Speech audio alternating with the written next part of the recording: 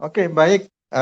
Kalau kamu lihat di situ, itu ada gedung 4 lantai, baru strukturnya aja, ya. Oke, lanjut, coba.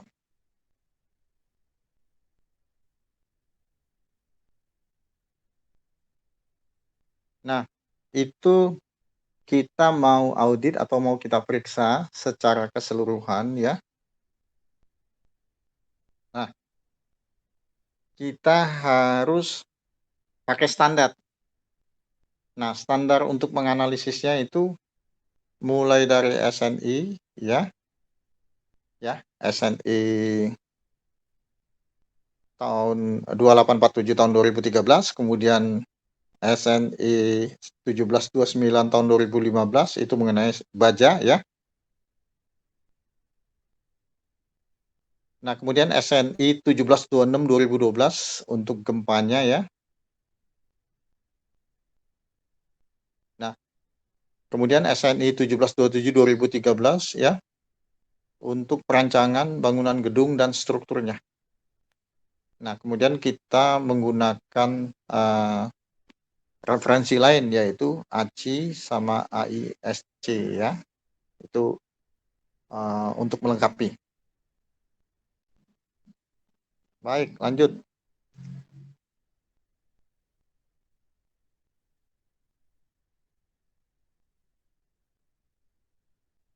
Nah, lingkup pekerjaan, ya, yang kita harus kerjakan pada pemeriksaan gedung, yaitu pengamatan visual dan inventarisasi kerusakan. Biasanya seperti itu, ya kan?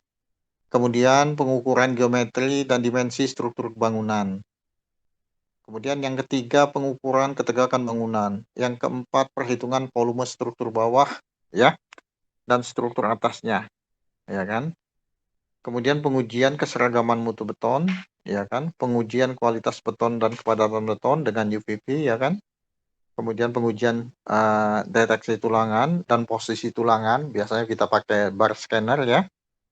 Kemudian pengambilan sampel laboratorium uji tekan beton, itu destruktifnya untuk kita uji tekan di laboratorium, itu aktualnya, ya. Kemudian pengujian tanah, ya, berapa nanti tanah kerasnya. Nah, itu yang biasanya lingkup pekerjaan yang kita ambil di lapangan. Nah, kemudian di atas meja kita lakukan analisis berdasarkan yang tadi kita ambil. Ya, oke, sampai di sini. Silakan kalau ada yang mau dikomentari dulu.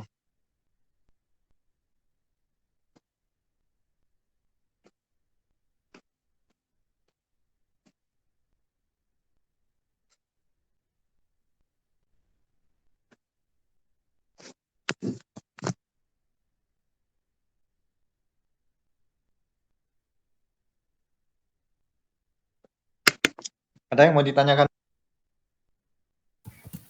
Kalau saya belum ada, Pak. Belum ada, Pak. Belum ada, Pak.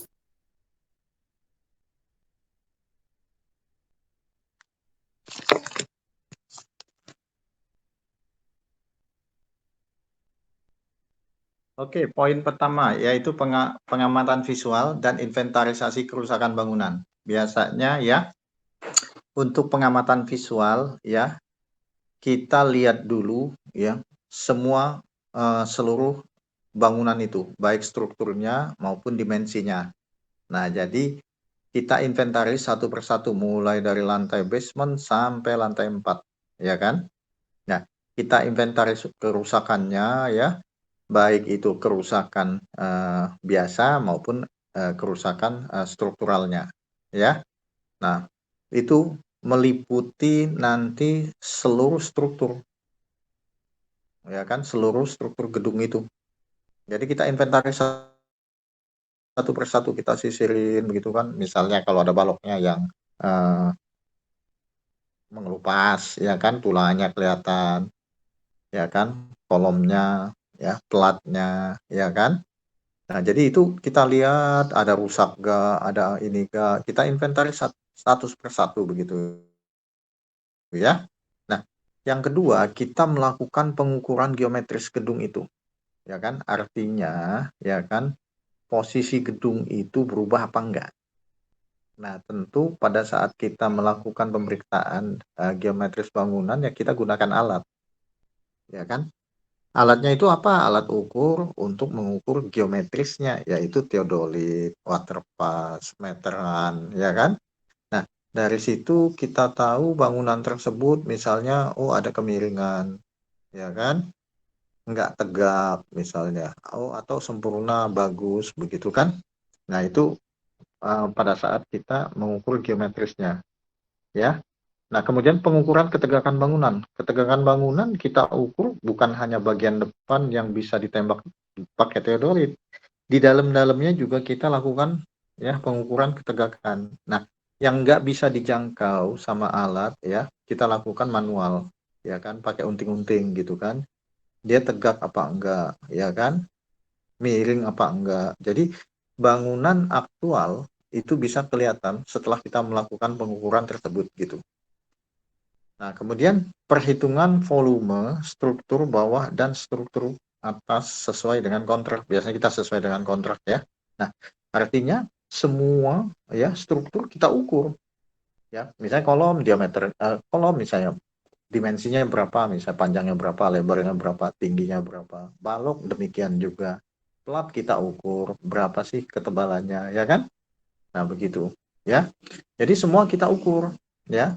Nah, jadi mulai dari plat, balok, kolom, ya kan? Nah, kemudian arsiteknya juga, kalau misalnya sudah jadi, kita hitung juga, ya, dimensinya begitu. Jadi nggak ada satupun yang luput dari pemeriksaan kita, ya kan?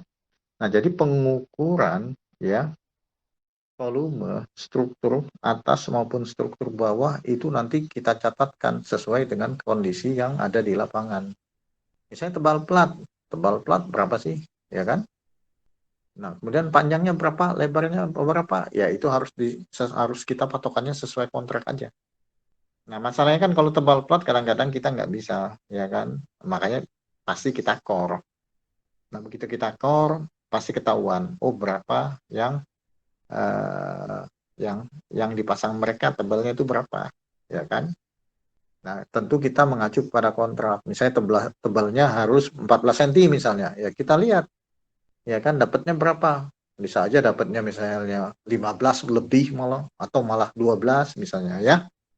Nah, jadi setelah kita menginventarisasi bangunan, geometrisnya kita hitung, ketegakannya kita hitung, kemudian dimensi seluruh bangunan kita lakukan ya, kita ukur.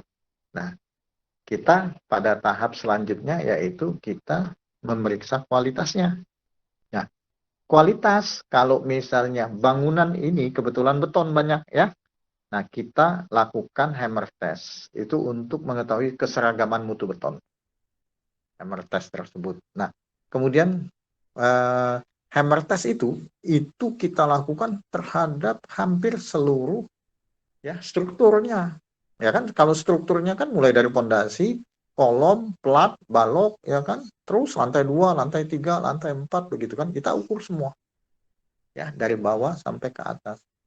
Nah, kemudian setelah hammer test kita lakukan pengukuran ya, kita konfirmasi dengan UVV. UVV itu ya untuk mengetahui ya kerapatan dari beton. Ya kan semakin rapat beton semakin bagus ya enggak? Ya kan? Nah, dari UVV muncul juga kualitas. Ya misalnya karakteristik berapa, misalnya K200 atau K300 gitu ya. Nah, setelah UVV kita lakukan, UVV dilakukan di mana? Di semua tempat juga. Ya kan? Berapa titik? Ya, hitung aja yang mewakilinya. Ya. Nah, kemudian setelah UVV kita lakukan, ya, jadi UVV kita lakukan, hammer kita lakukan, ya kan? Nah, kemudian kita mendeteksi, ya, tulangannya. Nah, berapa jumlah tulangannya, diameternya berapa, ya, baik itu tulangan utama, ya kan, maupun tulangan yang membantunya, ya, atau sengkang. Ya. Kita deteksi pakai bar scanner.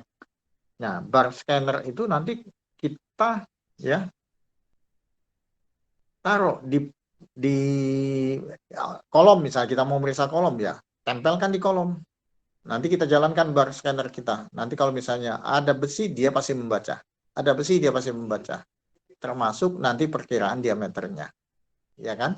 Jadi jarak kita ketahuin, diameternya juga kita ketahuin, dan jumlah besinya juga kita bisa ketahui dari bacaan bar scanner tersebut. Ya kan? Nah, kemudian selanjutnya kita mengambil sampel untuk diuji di laboratorium. Nah, sampel yang kita ambil itu biasanya di core drill. Nah, biasanya itu memang destruktif. Hati-hati jangan sampai mengenai tulangan pada saat kita ngebor. Jadi yang kita mau bor itu hanya betonnya aja. Nah, nanti kalau begitu dapat hasil sampelnya itu, ya kita lakukan pengujian di laboratorium berapa kuat tekannya nanti. Ya, itu untuk kualitas beton. Nah, untuk kualitas besi bisa diambil nggak? Bisa. Tapi jangan motong dari kolom, balok, atau plat. Kalau bisa dari sisa besi yang mereka gunakan, begitu kan? Nah, kita tes di laboratorium juga, nanti dapat mutu besinya. Ya. Nah, selanjutnya kita melakukan pengujian terhadap tanahnya. Nah, untuk menguji berapa sampai berapa kedalamannya, nanti biasa kita bor. Ya kan? Kita bor misalnya, kedalamannya cuma 6 meter tanah kerasnya. Berarti kurang lebih fondasinya di 6 meter tersebut. Atau kita lakukan uji PIT, Pile Integrity Test. Nah, pada saat kita melakukan Pile Integrity Test, ya, itu tiangnya harus bebas. Belum ada pur, belum ada tambahan di atasnya, begitu ya kan? Nah, sehingga untuk bangunan gedung biasanya agak sulit.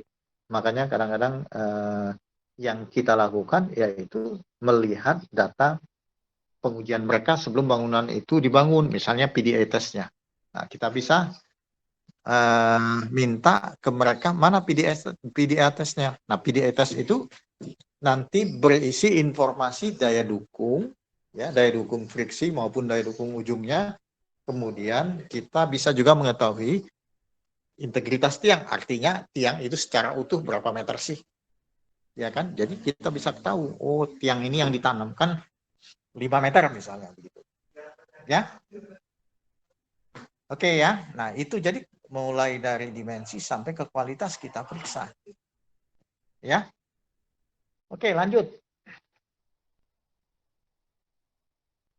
Coba ganti. Nah, ya kan? Kalau inspeksi manual, nah seperti ini, seperti area basement. Nah, kita periksa, ya, satu persatu, mulai dari kolomnya, ya kan? Kemudian slope bawahnya, ya kan? Kemudian balok atasnya, terus platnya, ya kan? Plat bawahnya kita lihat. Nah, sekaligus kita bisa memeriksa fondasinya. Gitu. Nah, ini bangunan ini kita periksa semua. Ya kan? Gitu. Lanjut, fotonya lanjut, ganti.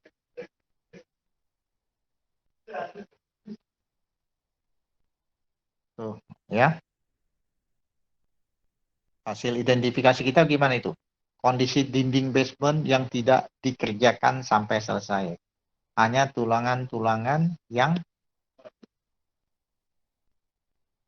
terpasang. Nah, tulangan-tulangan yang terekspos dengan adanya air tentunya mengakibatkan korosi. Ya kan? Nah, dengan cepat ya, yang mengakibatkan apa? Penurunan mutu. Jadi kalau misalnya tulangannya terekspos, ya kan, udah pasti nanti dia karat. Nah, karatnya itu cepat biasanya. Nah, akibat karatnya nanti terus, ya kan, berlangsung, ya kan, dalam waktu misalnya setahun, bisa jadi dia putus. Atau 2 tahun yang akan datang dia putus. Berarti kan, ya benar-benar nggak bisa dipakai. Karena kualitasnya pasti turun, ya nggak? Ya, coba lanjut.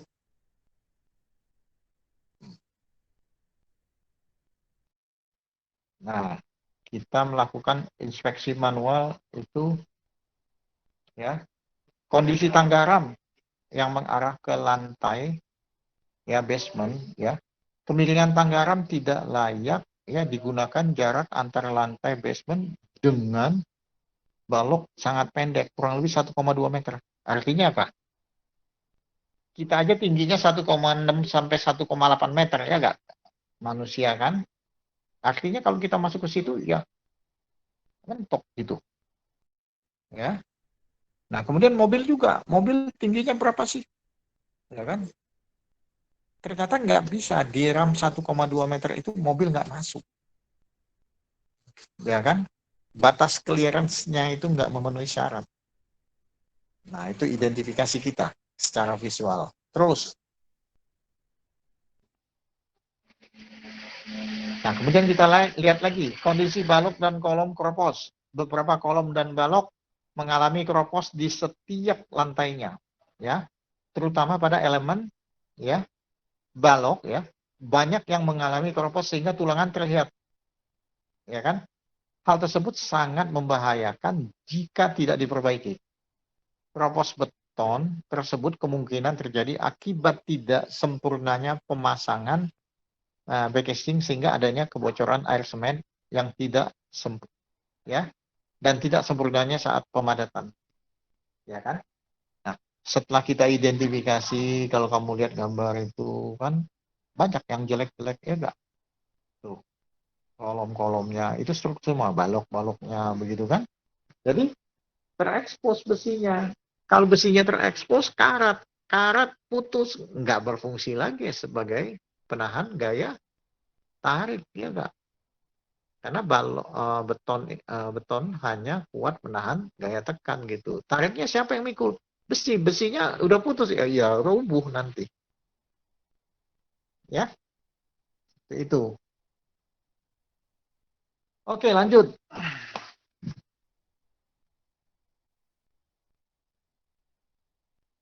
Nah, hasil inspeksi manual kita kondisi balok, ya kan, mengalami retak struktur. Retak yang terjadi yaitu retak memanjang dan melebar, ya kan? Banyak balok-balok setiap lantai mengalami retak, ya. Retak balok lebih banyak pada balok induknya. Nah, dari hasil pengamatan, ya, dominan pola retak terjadi berbentuk retak miring atau diagonal, ya.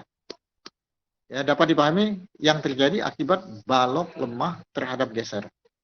Namun ada juga beberapa balok, ya, mengalami letak lentur, ya kan, yaitu retak pada daerah lapangan, ya, dengan pola retak yang tegak lurus ke atas. Jadi sudah ada masalah di strukturnya, hasil pengamatan visual kita itu.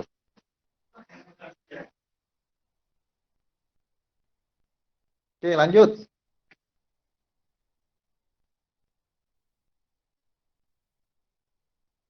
Nah, kemudian kita lihat pelatnya. Pelatnya ternyata jebol. Ya, ada beberapa yang jebol, ya. Nah, setelah kita periksa ketebalannya itu hanya cuma 7 cm. Seharusnya minimal 12 cm, ya kan? Ya kan? Yang ada cuma 7 cm. Nah, itu yang membuat plat itu jebol. Ya kan? Nah, kemudian kadang-kadang ada kendaraan juga yang masuk ke area plat itu, ya menambah parahnya kondisi si plat itu akhirnya. Ya enggak? Ya. Nah, itu plat, ya, terekspos, tulangannya terekspos gitu kan. Ya. Lanjut, coba lanjut.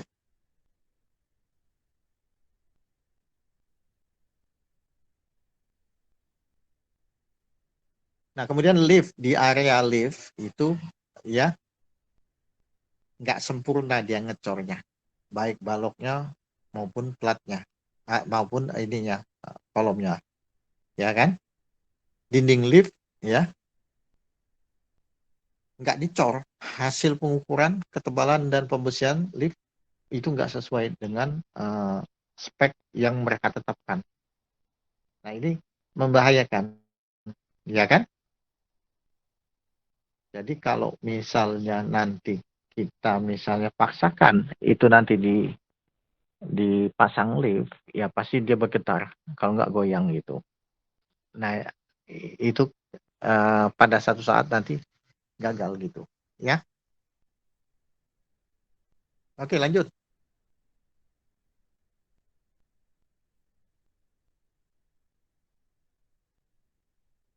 Nah, pada tangga pada lantai dasar ke lantai 1 ya tidak sesuai gambar yang direncanakan.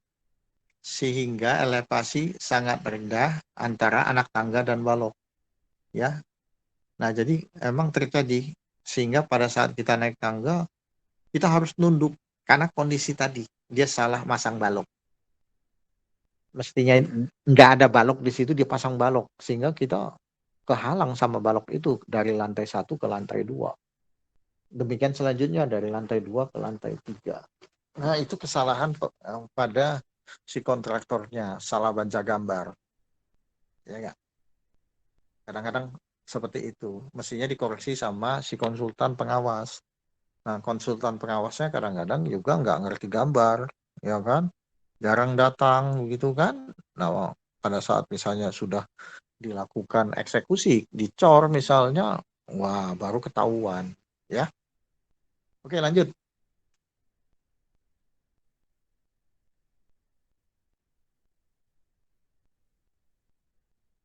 Nah, kemudian kita juga ngecek pondasi sumuran, ya.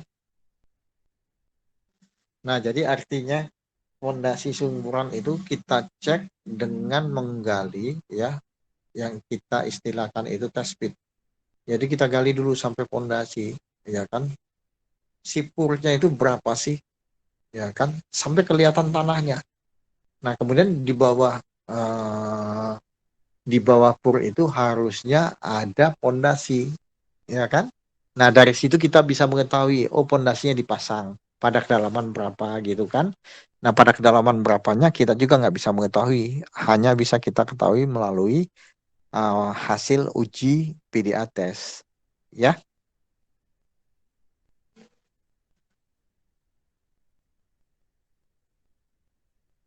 Nah, dari data lapangan tadi, ya kan kita menguji dimensi dan ya menguji kualitasnya. Nah, dari aktual yang ada di lapangan, ya kan, itu nanti kita analisis. Nah, kita analisis, ya, misalnya kalau gedung pakai etaps, kita pakai etaps saja, stabil apa enggak dia, ya enggak? Nah, jadi ada dua kemungkinan. Kalau dia misalnya enggak stabil, ya gimana? Diruntuhkan atau dilakukan perbaikan. Kalau dia stabil, nah, kekurangan-kekurangan yang minor-minornya bisa kita sarankan begitu. Ya. Nah, jadi itu semua berdasarkan ya data aktual yang diambil di lapangan. Jadi baru bisa kita menganalisis seperti itu. Jadi jangan pakai data yang tidak aktual, ya. Oke, sampai di sini. Silakan kalau ada yang mau ditanyakan. Bapak mau bertanya, Ya, silakan. mau nanya tentang gedung ini tuh sebenarnya ditinggalkan lama atau emang baru 4 lantai langsung diaudit, Pak? Gara-gara banyak yang tidak memenuhi. Biasanya ya gedung ini sebetulnya 11 lantai, ya kan? Nah, pada saat dibangun begitu kan terlihat banyak kekurangannya, ya kan? Nah, setelah kita lihat ternyata gedung ini pas kita naik ke lantai 1, lantai 2, apalagi ke lantai 4-nya itu sudah bergetar, apalagi kalau ada kendaraan yang lewat. Jadi begitu ada kendaraan yang lewat, misalnya truk lewat, dia sudah bergetar. Nah, makanya kenapa harus dilakukan pemeriksaan, baru 4 lantai aja kok begitu gitu, apalagi 11 lantai. Akan membahayakan keselamatan, ya kan? Kemudian dilihat dari visual juga enggak bagus begitu. Nah, sebetulnya gedung ini baru dikerjakan, ya kan? Tinggal tahap selanjutnya ke lantai 5, 6, 7. Cuman di 4 lantai itu aja sudah mengkhawatirkan, makanya dilakukan pemeriksaan dulu sebelum diteruskan. Seperti itu ya. Oke, Iya, ada Pak. pertanyaan Terima lagi? kasih. Ada lagi? Silakan Bapak-bapak, Ibu-ibu, kalau mau ditanyakan apa lagi?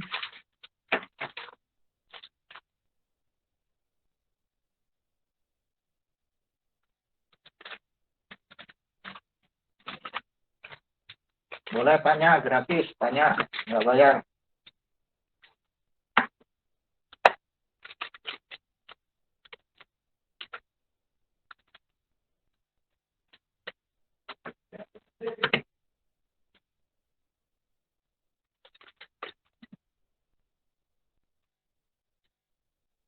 Belum ada yang tanya lagi?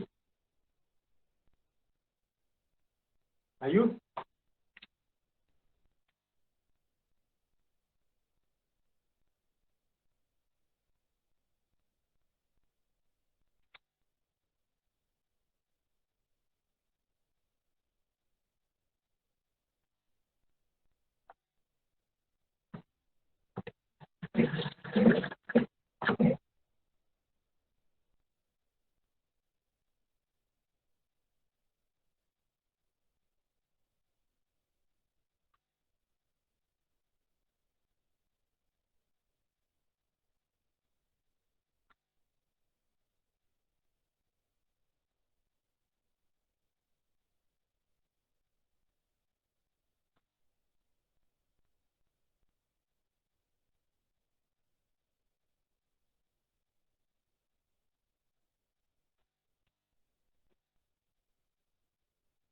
Nggak ada yang ditanyakan?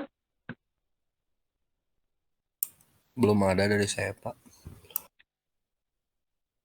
Nah, kalau begitu tugas saja. Tugas kamu menganalisis kalau gedung itu dibuat dari baja. Nah, ya kan kalau itu beton tadi kan. Nah, kalau dibuat dari baja, ya kan. Nah, apa yang harus kamu periksa? Apa yang kamu harus audit begitu? Mulai dari dimensi sampai ke kualitasnya.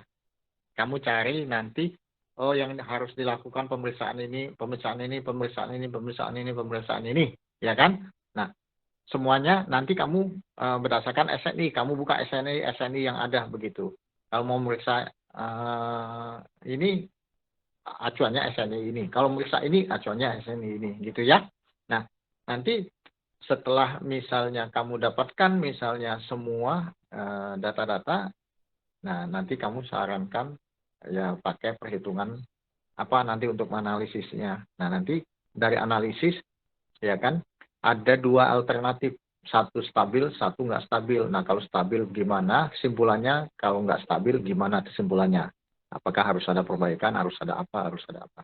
Ya, jadi bangunan ini diganti semua pakai baja. Bisa dipahamin? Bisa, Pak. Bisa, Pak. Oke, nah kamu kerjakan, ya kan? Jam 5 secara garis besar kamu kumpulkan, ya apa yang kamu mau periksa, standarnya apa. Nah, untuk detailnya kamu kumpulkan besok. Oke ya, yang jam 5 ini garis besarnya, yang besok itu detailnya. Oke? Baik, Pak. Silakan kalau ada pertanyaan-pertanyaan lagi, saya tungguin.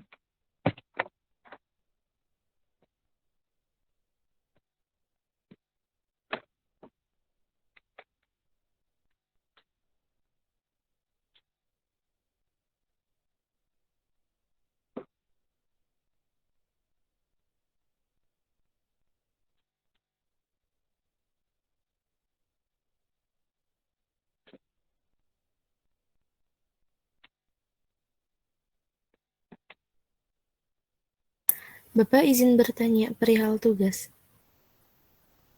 Ya, silakan mau tanya apa? Untuk tugasnya itu untuk individu atau per kelompok, Pak? Kamu berapa orang?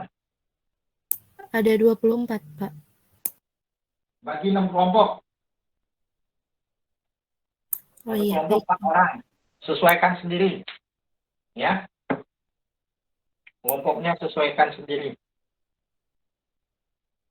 Ya, baik, Mereka Pak. Terima bisa kasih. ngatur sendiri.